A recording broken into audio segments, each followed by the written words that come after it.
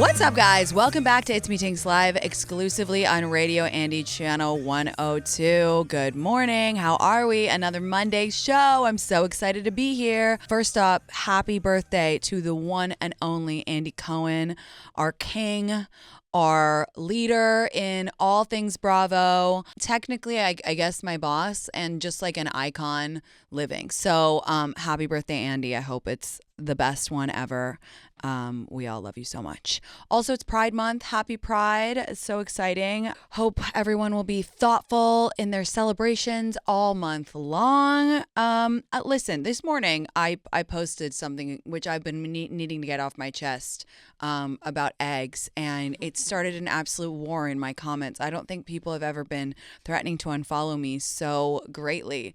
I said that I think that people who like are really obsessed with egg yolks are like pick me. We can all hold hands and say egg yolk doesn't taste of anything. And there's nothing worse than when you go to some mediocre restaurant and they wheel out their mediocre dry burger, but wait, they've put a runny egg on it.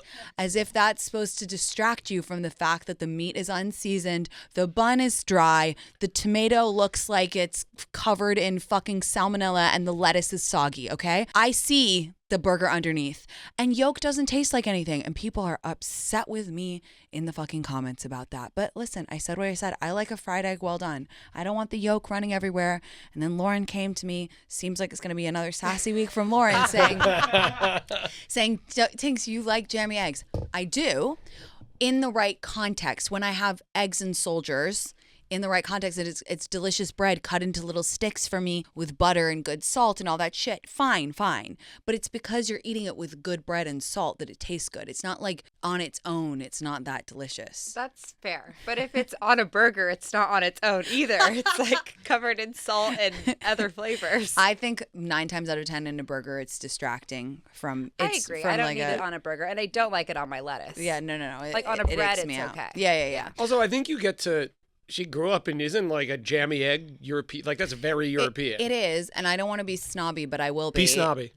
It's the eggs are completely different in England. If the literally the yolk is a different color orange. Yeah, they're not pasture. Yeah, you can keep them out of your fridge. Right, it's like a pasteurization. Yeah, thing, and they're also like not so GMO chemicaled. Mm-hmm. I'm sorry that like it's like Hermes orange, the color of the yolk in the UK, and here it looks like some. I mean, I don't know, like radiated shit that's probably been on a truck for like 6 weeks. But I digress.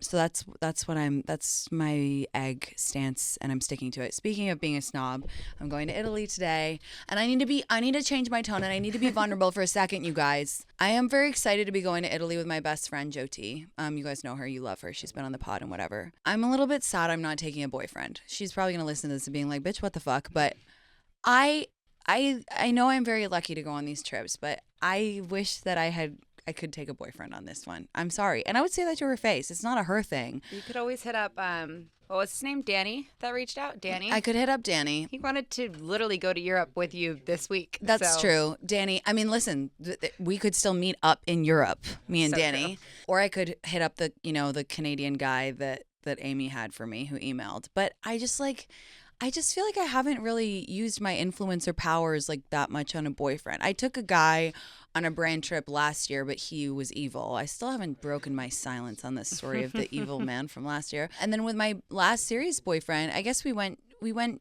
to a hotel that was like, we did something for trade, which was really fun. Oh, yeah. But it wasn't like an influencer trip. Like, I want to take a boyfriend on an influencer trip. Well, you don't like the boys you've been seeing enough. I don't like the boys I've been seeing.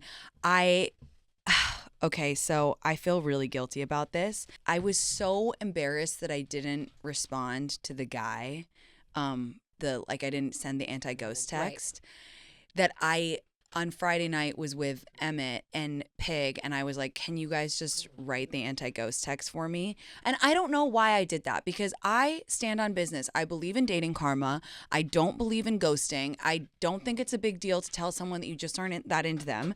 But for some reason, I just felt so bad. I think because like he represented to me maybe like that, I don't know. He kind of represented to me the type of guy that I should be going for. So nice, tall, not a douchebag, like really responsive on text and all that shit. And so I think that's why he kind of represented to me more than he was in my mind. But at the end of the day, I didn't feel a spark. You're right. So whatever. He's like also deserving of a proper anti-ghost text. Don't ask me why I said, Emmett, what should I say? Why the fuck would I ask Emmett? He's fucking 43 and single. That's the blind leading the blind. I know, but I had a couple martinis, and of course. I said, so Emmett said, and I okayed it. He said, hey, sorry for the late response here. To be honest, I'm just juggling some stuff at work, and I think I want to be single for summer. Would love to be friends. Heart. Is that fine? That's fine. I mean, work is kind of like a not so No. good excuse. And you know what? I don't feel as good. I don't feel as good as when I send my normal anti-ghost What's your text. normal like a one? copy and paste, I basically. know, which is used far and wide by the community. So why the fuck did I not use it? But I'm telling you guys, that's why. Like, to psychoanalyze myself, I thought, come on, like, this is the type of guy where if I introduced him to my mom would be like, this guy's amazing, like, right. Whatever. But I don't know. Like, I didn't feel it. So that's why I was like dragging my feet about it. Yeah, you were holding him to a different standard. I think work is a terrible excuse. Oh, it's just like such a turn off. Like, I wouldn't want to be friends with that person. I know. It's like so stupid. And also, I'm on live radio every day saying I'm going to have a summer of leisure and I can't wait to like get fucked up and like do nothing. So like, I don't know. I know it's work, but like if he was listening, she'd be like, oh, she's going to Italy and then she's coming back. And yeah, like it's really bad. And I feel bad because he was so, I don't know, that's fucked up. And so I have regrets about that. I will say, I feel like I should have let this be a lesson to us all. Just send the fucking anti-ghost text because it's the coolest thing you can do. And now that text is loser vibes. I had a chance to have good karma and be cool, but instead I did that. So then I went on a date on Thursday with a guy, and that was like a meet cute because we had been in a bar, my friends, the weekend before, and like my friend Steph, who's like so outgoing and chatty, was like talking to this guy in the bathroom line, and she was like, oh, like, what's your deal? Like, you should go talk to my friend. She's single. And he was like, oh, we actually matched on a dating app and she didn't talk to me, which again, like, I need to go to jail. Like, why am I not responding to any of these people? And Steph was like, well, no one responds on dating apps. You should go like ask her out. And he didn't come ask me out, but he did message me. So then we ended up going on a date on Thursday, and it was like fun. It was fun. It was good. It was, I don't know. I'm actually like, I think I'm reaching my fill of like first dates. Like, I don't think I can go on any more first dates anymore because they're so, I just find them to be quite awkward and I'm just not into them anymore. But we had a couple of drinks. I will say he planned it really well. It was thoughtful. And we did spend the majority of the first date talking about how much we hated dating, which was good. We had like a little kiss. It was cute. And then he told me he was leaving in 2 weeks for like, he has to go back to the country that he's from. Maybe you need to do like an activity as a first date. So it's not like you're just sitting across the table, like interviewing them or making small talk. Yeah. Potentially. I don't know. It was cute, whatever. But then I was like, I'm going to be spontaneous. Like, you should come to this party that my friend is hosting on Saturday. But then, it got too late, whatever. So that's that. And so do you want to see him again? No, but like I would be friends with him, which is how all my dates end. Like, I would be friends with him. So that's cool. Before you move on from this, we have a caller. I think we got to take him because I think that this is very fitting right now. Is it my boyfriend? It is not your boyfriend. Okay, we'll take it. This is Gary. Okay, Gary. Hi, Gary. What's up? Hey, how are you? I'm good. What's going on? Well, I'm calling from New Hampshire. I live on the lake that On Golden Pond was filmed at. And I was originally going to call you to really honor who you are. You're this incredibly energetic young woman that's contemporary minded, but I'm an older guy, and you have this sage and this calm and this clarity as well. So I love the two ingredients more than two ingredients. You really have touched me. And I was going to ask you about, your parents and your upbringing, because I love how you stand in the world today. But then, so I'd love to hear a bit about that, and I don't want to take up a lot of your time. But the other subject is, which I shared with a lovely gentleman screener, my aunt grew up next to Harvard University. My father and my aunt, brother and sister, their dad had a butcher shop in Harvard Square that serviced Harvard University. So she had all these eligible Ivy League guys around that kind of never worked out. And then she and a girlfriend took a cruise to Italy and met this amazing gentleman, my uncle Elio, that she was married to for 52 years. That she met in Italy on a ship. So that was kind of a divine appointment that she and her girlfriend, both single, ended up going to Italy and finding her forever. Oh, well, thank you so much for the kind words, Gary. I mean, let's manifest that I have the same fate, and that I'm on this trip to Italy. I can find my Italian stallion, so to speak. I absolutely love that. I just feel like Gary was like the positivity you needed. I needed that. Headed into Italy. He's so sweet. He's so sweet. And to answer your question about my childhood, that book I will be writing when I'm like 60, Gary. So, hold that space. 11/11, make a wish. Okay.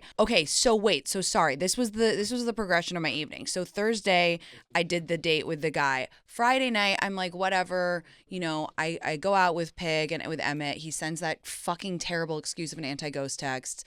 And we're in a bar, and this guy, I think, by the way, like a lot of single women, I'm kind of caught between two modes. I'm either in like, go on Tinx, like go put yourself out there, go on the dates, and like, fuck it, I just want to have safe casual, like I just want to find hot people and have fun, whatever. So Friday night was a like go have fun night, and we go to this bar. This younger guy starts talking to me. He's really, really he's really hot. He's not, I wouldn't call him handsome, I'd call him sexy and hot. Definitely has like a little bit of an attitude, like whatever. Pig was like, he knows who you are. I was like, I don't think he does, whatever. Sidebar, something is happening with 20-something-year-old guys and 30-something-year-old women. I'm telling you, it's a trend on TikTok right now. And all these young guys are really into 30-something-year-old women. And so I read this comment that was like, remember, 25-year-old guys are literally raised by a different generation. And that's why all of the 30-something girls are kind of into them, which I agree with. Anyway, I'm like, oh, like whatever. How old are you? He's 25, blah, blah, blah. Like, I'm like, okay, whatever. He's really, really sexy. And we're talking for a while, and Pig's like, I want to go to another bar. I was like, okay. So the guy, he's like, oh, like follow me on Insta. And I was like, I'm an adult, so you can take my phone number if you want. Really showing that age there, buddy. And then he's like reluctant, like kind of looking at me. I was like, yeah, take my number if you want. And he's like, okay. And he like takes out his phone slowly and like tries to keep it to his body. His background is his girlfriend. Oh, fuck. His background is his fucking girlfriend. No. The worst is I go, is that your girlfriend? And he goes, no, that's my sister. I go, the background of your phone is a black and white photo of your sister hugging a dog in a sexy way in booty shorts. I was like, babe, I was born at night, but not last night. Like, Jesus Christ. Like, we were out of there. He was like, no. Like, no, it's not. I was like, wow, the audacity. So, yeah. Married men remember to take their rings off when they want to cheat, and this dummy can't remember to change his phone Literally. screen. Oh my God, that's literally so bad. So bad. Also, I'd be more scared to admit that I'm staring at my sister's ass. Yeah, I was like, that's even weird. more concerning if that's like that's so weird. You just want to fuck. I get it, bro. Like, Jesus Christ, like Oh that my was much. So That is wild. Yeah, and then Saturday we went to our friend's party, and it was like the ghost of Tinx's past. Like it was a graveyard of every guy I've gone on 1.5 dates with. I can't, I don't want to dogpile on the West Village, and this isn't a wider comment based on that article that came out a few weeks ago. I just cannot go out there anymore. Like there's too many. It's just like I've done that area so much. Like I'm good on that. And then we decided to DJ. And one of the best parts about being a DJ, and I say this with love, like, is that you don't have to talk to anybody. Like that is like literally for me, who kind of flits between being very antisocial and very social. Like it is literally the best because you are hiding behind a literal barricade of music and nobody can talk to you because you're doing your job and you like have to concentrate, and it's fucking fabulous. So we DJ'd for a while, and then I was like, you know what? I'm going to go home and watch the Knicks, not because I'm a pick-me girl, which we know I am, but because I was like, sometimes you're just like, I know how the night's going to go and I don't need to do it. Do you ever get hit on when you DJ? No. Really? No, but Lucas does. So that's good. Good for Lucas. In case he needed any more attention, he does. He does. And the women don't think you guys are an item when you're DJing. No, because we talk and I talk enough about him being my best friend or whatever. They would know. And I think the girls know the that you the are not girls an would item, know. but the guys maybe don't know that you're not an item. well, that's the story of our friendship in general. Like when if we walk into a restaurant together, every girl is like, "Oh my God, he's so hot," and every guy is like, "Oh, she's taken." And I'm like, Right. "Why is that?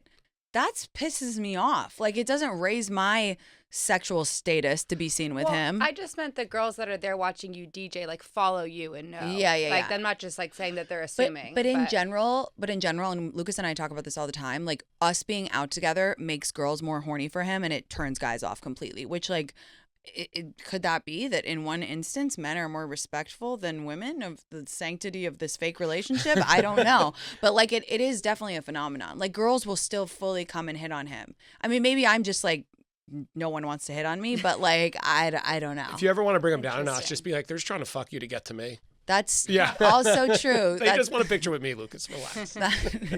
That is also very true. Yeah. Like, no, trust me. I would love to. He knows. So, did you watch Your Friends and Neighbors finale? I did. Did you? Yeah, didn't do it for me. Oh wow, it did it for me. I didn't get to the finale, but I watched the first 8 episodes. Oh, I binged okay. it, So I'm you have almost one there. more to go. Okay, great. Okay. We won't give spoilers. then. Okay. Here's my thing. I wasn't expecting it. It was something I expected, but a different take on it, and I liked it. And it did it for me. It wasn't the obvious, but it involved, a main character. I thought it was fine. Like I was like, okay, yeah. Like it was almost too neat. I was too relaxed at the end. I wanted him to be in a bit more trouble in the scenario that they played out. But besides that, I thought it was good. I really liked it. That show was incredible.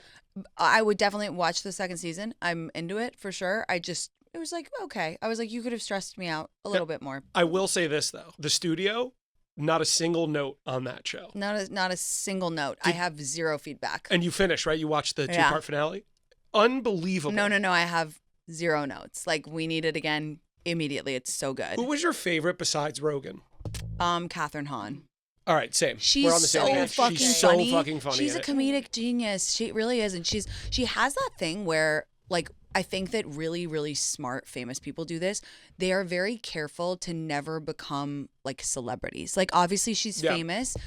I don't know where she lives. I don't know about her lore. She comes on my screen once in a while. I laugh my ass off. She disappears again. Yeah. And I think that like another person who does that, Julianne Moore. I don't know. Yep. I don't know. Yeah, so true. She appears on a red carpet looking fucking amazing once in a while. She does a magazine cover maybe once in a while. Other than that, we don't hear from her. She's not on Instagram like making all these posts, doing all this shit. She's an artist. I did want to ask you though about the studio and Zoe Kravitz. Like, do you watch these shows? Like I was watching, I turned to my wife and I was like, I love Zoe Kravitz so much more that she has a sense of humor about herself. Same, 100%. Like, is that true? Yeah. Like, or am I just overblown? Like, you have to have a sense of humor about yourself to do that show. You completely do. And she's making fun of herself, which is like the most attractive quality in the world is making fun of yourself and being self-aware. And she's just like, not only is she beautiful, she's also like really funny. She was so good in that show. And then the last portion I wrote down to ask you about the studio was Dave Franco. Did you think it was weird that he was in a Seth Rogen show,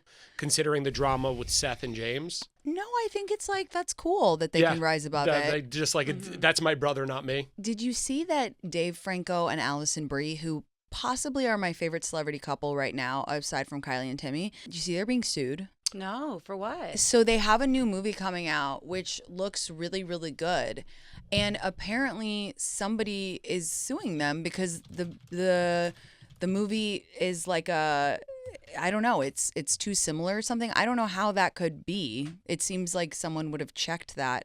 Also, movies have the same theme all the time. Okay, Allison B and Dave Franco are being sued over their 2025 film Together for alleged copyright infringement. The lawsuit filed by Studio Fest claims that the film is a blatant ripoff of their 2023 indie film Better Half, which was also pitched to Franco and Franco and Bree's agents but rejected. Okay. Interesting. I mean, I've not seen either of these movies, so I can't make a statement, but I feel like, I don't know. I'm gonna side with Dave Franco and Allison Brie. I was about to say, I'm just on their side. I'm on their side. Like, I love Allison Brie. I really love them. Like, I think they're a really cool couple. Like, I think it's so rare when I feel genuinely like people match each other's hotness and coolness. Like, really, when you see two people and you're like, you're equally hot and cool. I love you both. I think they're both talented, both super hot, both funny. I'm gonna side with them based on attractiveness. Also, like, so many movies rip off each other. Like, there's so many movies that have been done the exact same. I mean, the most of all, Just Friends, and the other one. Oh, with the Friends with Benefits. Yeah, Natalie Portman and Ashton Kutcher and Justin Timberlake and Mila Kunis. Like, you can't tell me that those aren't. And no they can't. Strings Attached and Friends with Thank Benefits. you. Yeah. They came out within 6 months of each other.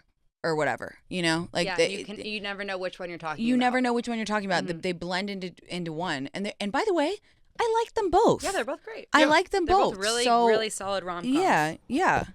Okay, the guy from Thursday texted me just now. He wants to hang out again, but I'm listening right now. Maybe in a friend. I know. I thought he was gonna say, "Are you talking about me?" Woo! Thank God. So. That's that on that. But yeah, he could be a fun friend. I also realized that oh my God, did anyone watch it? And just like that, sorry, that's my other note that I have to talk about. That's a blind spot of mine. Are you going to talk about with Kathy Bates? No, wait, who's in it? No, wait. Rosie O'Donnell. Oh.